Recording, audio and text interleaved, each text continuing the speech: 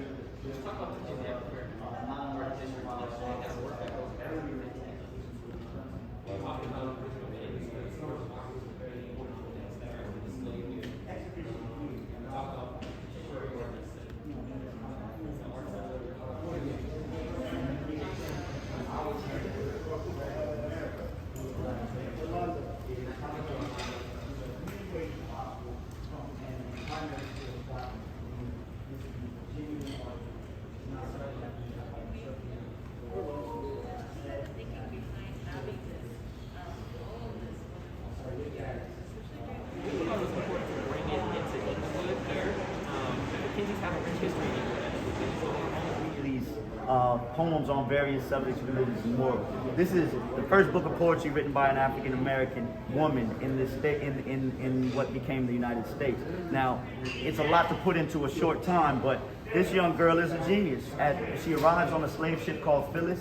She is bought by the Wheatley family and she becomes Phyllis Wheatley. She's from Gambia. She speaks no English at the age of 5. By the age of 7, she speaks English, Latin, and Greek. By age of 9, she's playing the piano and the violin beautifully. And by 13, she writes this book that these United States and our founding fathers would not allow her to publish during the time that we're fighting for our very independence in this country.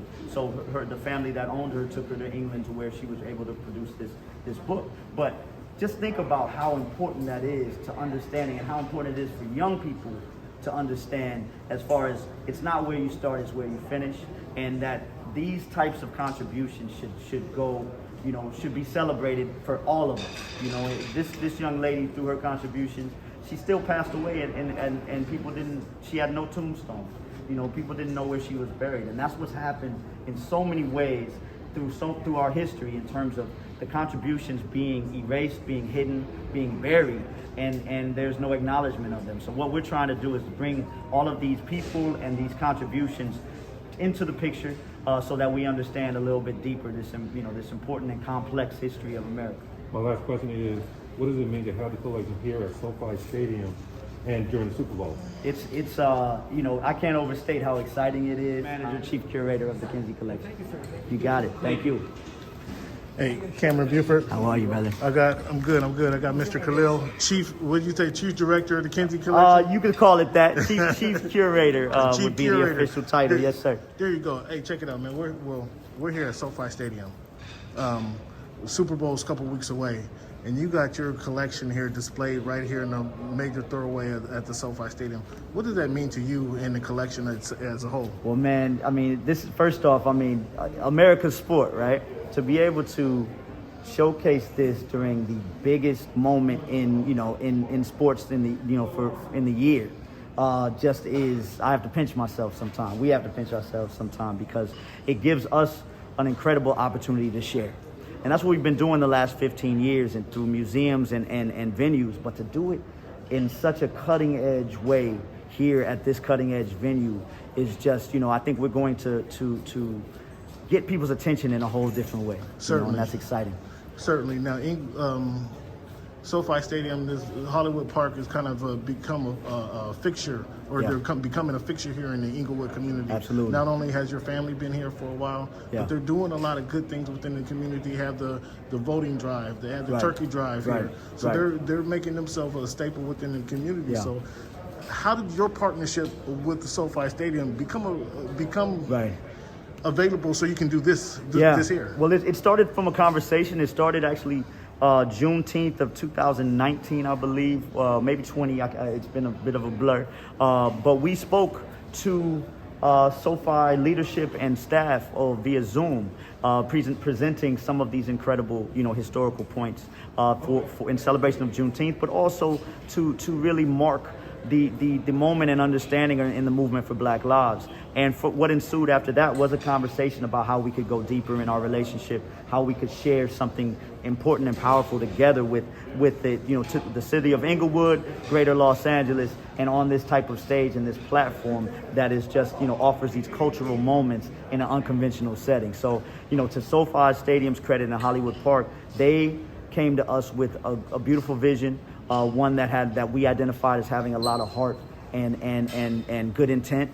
And that's what we want to partner with, is to where it's not just checking off a box, but you are looking to create lasting and enduring impressions and show up as a good corporate citizen, in your community. And that's we wouldn't be here if it wasn't for that. And the Kroenke Family Foundation being, just such a great support in making this all happen. That's super dope, man. Will this exhibit rotate through the stadium? It have different pieces coming through? It won't rotate per se, but what it does do is extend. So right now we are in what I would say is the historical. Let me back up. You can view this exhibition as, in concept, past, present, and future of Black existence, creativity, contribution.